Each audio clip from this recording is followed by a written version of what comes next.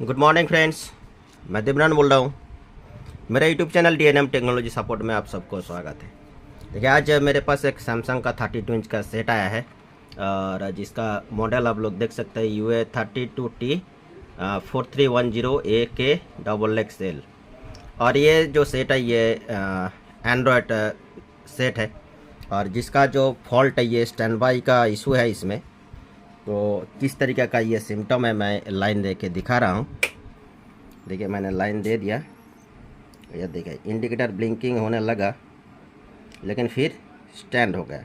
मतलब ये छोड़ रहा था लेकिन फिर ये रिपीट स्टैंड बाई पोजीशन में आ गया है। मैं फिर से छुड़ा रहा हूँ, देखिए फिर ब्लिंकिंग में जा रहा है लेकिन ये ऑन नहीं हो रहा है। फिर दबा रहा हूँ, देखिए मतलब ये छोड़ने की कोशिश कर रहा है लेकिन पूरा सेटिस्फाइड नहीं हो पा रहा है। तो ऐसा केसेस में मेरे पास आया है और कस्टमर का जो ये कंप्लेंट है, क्या ये कुछ देर इसको अगर आप लाइन दे के रखेंगे आधा घंटा 1 घंटा बाद वो खुद पे खुद चालू हो जाता है, ऐसा कुछ सिचुएशन है। जो भी हो, हम लोग तो उतना टाइम इंतज़ार नहीं करना है, इसको तुरंत स्टार्ट होना चाहिए लेकिन ये हो नहीं पा रहा है।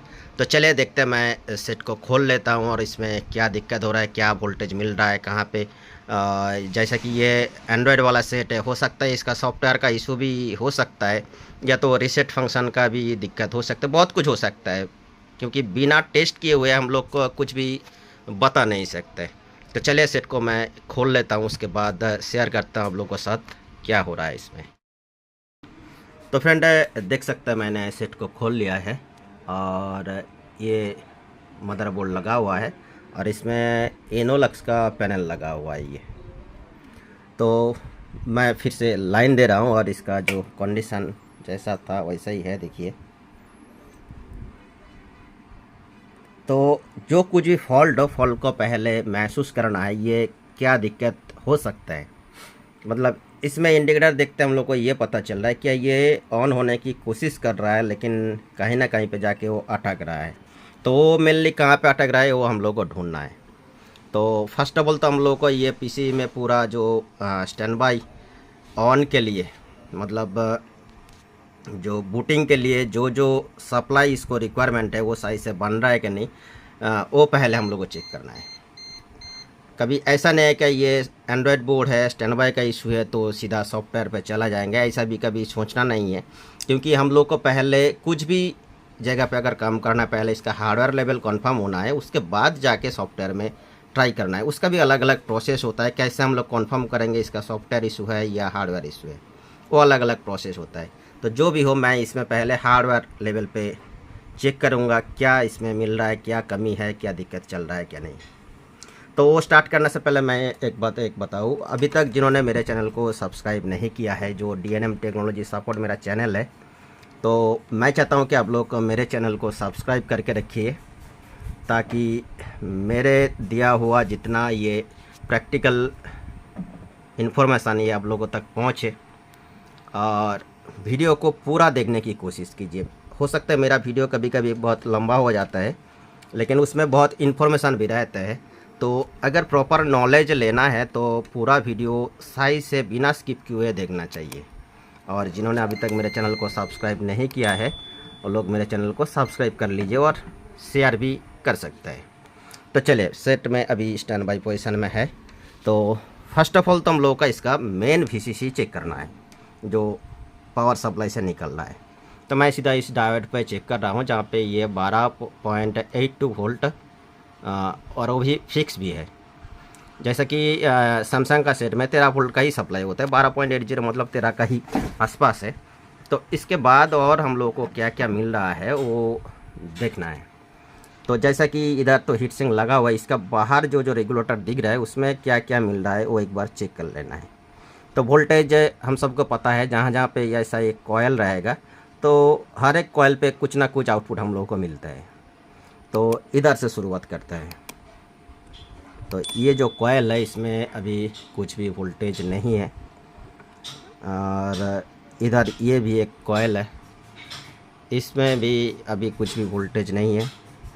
इधर एक कॉयल है, इसका भी आउटपुट में मैं चेक कर रहा हूँ। तो इसमें भी अभी कुछ वोल्टेज नहीं है। और देख लेते हैं, इधर एक रेगुलेटर लगा हुआ है जो प्रोटेक्ट किया हुआ है बाहर से गाम लगा के। तो इसका जो इधर मैं इसका जो कैपेसिटर का पॉइंट है इसमें देखता हूँ, इसमें देखिए 5 वोल्ट बन रहा है। इसमें 5 वोल्ट बन रहा है, क्योंकि मैं गाम के ऊपर से लगा रहा हूँ। देखिए ये 5 वोल्ट बन रहा है। तो अभी हम लोग को नॉर्मली एक 5 वोल्ट मिला। तो जैसे कि इंडिकेटर जल रहा है, मतलब 3.3 तो होना ही चाहिए। तो हो सकता है इसका अंदर कहीं पे है, या तो देख लेते हैं इधर। ये एक 5 पिन का रेगुलेटर लगा हुआ है इधर, और इसमें 5 वोल्ट इनपुट हो रहा है, और इसमें से इधर ये 3.3 वोल्ट आउटपुट भी हो रहा है। तो 3.3 मिल गया, और मेन अभी हम लोग को एक ही वोल्टेज मिला 3.3 वोल्ट, बाकी अभी कुछ भी नहीं मिला है। और इधर भी एक इप्रोम का VCC लिखा हुआ है, इधर ये इप्रोम VCC लिखा हुआ है, और इसमें भी अभी कुछ वोल्टेज नहीं है। तो हो सकता है ये स्टैंड बाई का बाद आएगा। तो फिलहाल हम लोग को अभी सिर्फ 3.3 ही मिल रहा है, और सेट अभी स्टैंड बाई पोजीशन में है। मैं फिर इसको छुड़ाने की कोशिश कर रहा हूँ, लेकिन ये वैसा ही ब्लिंकिंग होके रुक जा रहा है। तो ऐसा केसेस में हम लोग को नेक्स्ट जो प्रोसेस है, सिर्फ एक ही वोल्टेज हम लोग को मिल रहा है 3.3। बाकी जो रेगुलेटर है इसमें वोल्टेज कुछ आउटपुट हो रहा है कि नहीं, वो हम लोग चेक कर सकते हैं। कैसे, उसका भी एक प्रोसेस है जो मैं दिखा रहा हूँ। क्योंकि ये जो जब स्टैंड बाई छोड़ने की कोशिश कर रहा है, मतलब स्टैंड बाई छोड़ने की कोशिश कर रहा है, तो ये MCU IC से कुछ ना कुछ इसका जो एनाबल सिग्नल है वो निकल रहा है। तो उसी टाइम में हम लोग को हर एक रेगुलेटर पे चेक कर लेना है सब में वोल्टेज बन रहा है कि नहीं। अगर किसी रेगुलेटर पे नहीं बन रहा है तो उसका शॉर्टिंग चेक करना है, कोल्ड टेस्ट करना है कहाँ पे क्या हो रहा है। अगर शॉर्टिंग मिलेगा तो लाइन चेक करना है, अगर वोल्टेज मिल रहा है तो बहुत बढ़िया है। तो देख लेते हैं एक बार मैं स्टैंड बाई छुड़ाऊँगा, जैसे हम लोग सोनी में करते हैं। जब प्रोटेक्शन में चला जाता है तो बंद करके हम लोग एक बार सेट को स्टैंड बाई छुड़ा के देखते हैं रेगुलेटर में काम कर रहा है कि नहीं। तो मैं ऐसा एक रेगुलेटर पे चेक करके दिखा रहा हूँ सब कुछ बन रहा है कि नहीं। तो फ्रेंड्स देखिए, मैंने जैसे बताया था, तो इस कॉइल में हम लोगों को कुछ भी वोल्टेज मिल नहीं रहा था। तो मैं एक बार अभी स्टैंड बाई छुड़ाने की कोशिश कर रहा हूँ। देखिए, तो इसमें भी 3.3 आ रहा है, जा रहा है। ये 2 बार आया फिर चला गया, तो ये आउटपुट भी सही है। तो उसमें 3.3 मिला। तो बाकी नेक्स्ट इधर देख लेता है ये कॉइल पे। तो फिर से मैं अर्गवा स्टैंड बाई छुड़ा रहा हूँ। तो इसमें भी 0.9, मतलब ये 1 वोल्ट का सप्लाई आ रहा है, जो कि कर्नल वोल्टेज होता है। ये 1 वोल्ट आ रहा है, ये भी ओके है। तो देखिए, सब कुछ ट्रेसिंग करना का प्रोसेस होता है, ऐसा ही हम लोग चेक करते हैं। ये आप लोग भी अगर ऐसा चेक करेंगे तो आप लोगों को भी रिजल्ट मिल जाएगा। तो इसमें और एक बार चेक करता है। इसमें देखिए 1.5 3 टाइम आया फिर चला गया। तो रेगुलेटर मैक्सिमम सब कुछ काम कर रहा है। और कहाँ पे है, जो भी हो मैक्सिमम रेगुलेटर काम कर रहा है। तो इसमें क्या दिक्कत हो रहा है, तो ऐसा केसेस में ही मैक्सिमम टेक्नीशियन हम लोग फंस जाते हैं। क्या ऐसे कंडीशन में हम लोग सीधा, क्योंकि एक जो हम लोग का माइंड पे एक नॉलेज स्टोरेज है, क्या ऐसा स्टैंड बाई का इशू आ रहा है, मतलब सारे वोल्टेज भी बन रहा है। तो नेक्स्ट हम लोग सीधा चला जाता है सैमसंग का केसेस में। इधर एक रीसेट IC भी लगा हुआ है जो 8 पिन का होता है। ये सबको पता है, नॉर्मल बोर्ड में भी होता है और एंड्रॉयड PC में भी होता है। ये देख पा रहा है, ये जो 8 पिन का है ये रीसेट IC है। तो इसको भी बदल देते हैं, ओपन कर देते हैं, या तो दूसरा लगाते हैं, ऐसा कुछ प्रोसेस है। तो फॉल्ट तो बहुत टाइप का होता है, इसमें हम लोग को उतना ध्यान नहीं रखना है। तो हम लोग सीधा जो टेक्निक है उसमें कभी जल्दबाजी में कभी किसी कंपोनेंट को चेंज नहीं करना है। या तो सीधा एंड्रॉयड सेट मतलब सॉफ्टवेयर पे नहीं जाना है, आपको गौर से देखना है, समय लेना है, लेकिन इसका हार्डवेयर लेवल को पहले कंफर्म करना है। जैसा कि एक चीज़ मैंने स्टार्टिंग में बताया था, कस्टमर का कंप्लेंट क्या था इसमें, क्या इसमें लाइन दे के रखना पड़ता था और आधा घंटा 1 घंटा बाद ये खुद पे खुद चालू हो जाते हैं, और जब चालू हो जाते हैं तब चलते रहते हैं। तो नॉर्मली ये सोचना है क्या ये सॉफ्टवेयर का इशू नहीं है, इसमें हार्डवेयर में किसी ना किसी वोल्टेज में कुछ ना कुछ दिक्कत आ रहा है, जिसके कारण ये सेट ऑन नहीं हो पा रहा है। तो अभी भी इसमें देखिए जो सप्लाई वोल्टेज है 12.81, इसको मैं अभी स्टैंड बाई छुड़ा के भी दिखा रहा हूँ, ये बैठता है कि नहीं। ये भी अभी छुड़ा है, देखिए तब भी इसमें कुछ फ्लक्चुएट नहीं हो रहा, 12.82 वोल्ट ही है। लेकिन अभी जो मज़ा आएगा इसी जगह पे तो मैं इसमें जो फ़िल्टर कैपेसिटर लगा हुआ है, क्योंकि इसमें मुझे एक एक्स्ट्रा नॉइज़ सुनाई दे रहा है स्लोली, हो सकता है आप लोगों को इस वीडियो में सुनाई नहीं दे रहा है, एक हल्का सा स्पार्किंग नॉइज आ रहा है, जिसके लिए मुझे डाउट जा रहा है इसी आउटपुट जो फ़िल्टर का कैपेसिटर लगा हुआ है, इस आउटपुट वोल्टेज में मुझे थोड़ा डाउट आ रहा है, क्योंकि ये जो फ़िल्टर है इसमें से वोल्टेज तो ड्रॉप नहीं हो रहा है। हो सकता है इसमें, क्योंकि ये सब बोर्ड इतना सेंसिटिव होता है, कहीं पे अगर डीसी सप्लाई आउटपुट में अगर एसी का पल्स भी रह जाएगा तो सेट ऑन नहीं हो पाएगा, लेकिन वोल्टेज तो फिक्स ही है। तो चलिए मैं तब भी इसको ही डाउट में लेके मैं इस फिल्टर को चेंज करूँगा, या तो इसके ऊपर और एक फ़िल्टर लगा के चेक करूँगा, क्योंकि मुझे आ रहा है इसका नॉइज। मैं सुनाने की कोशिश भी थोड़ा कर रहा हूँ, देखिए जब मैं स्टैंड बाई छुड़ाऊँगा तब नॉइज आएगा।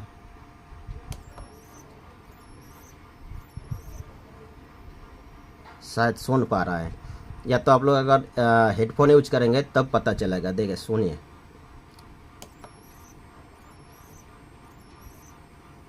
ये 3 टाइम ऐसा जो नॉइज आ रहा है। तो मैं सीधा इसमें पहले एक बार फ़िल्टर लगा के देखता हूँ क्या इसमें सॉल्यूशन आता है क्या नहीं। तो मैं सेट को बंद कर रहा हूँ। अभी ये इसका इंडिकेटर जले है, तो इसको बंद करना है।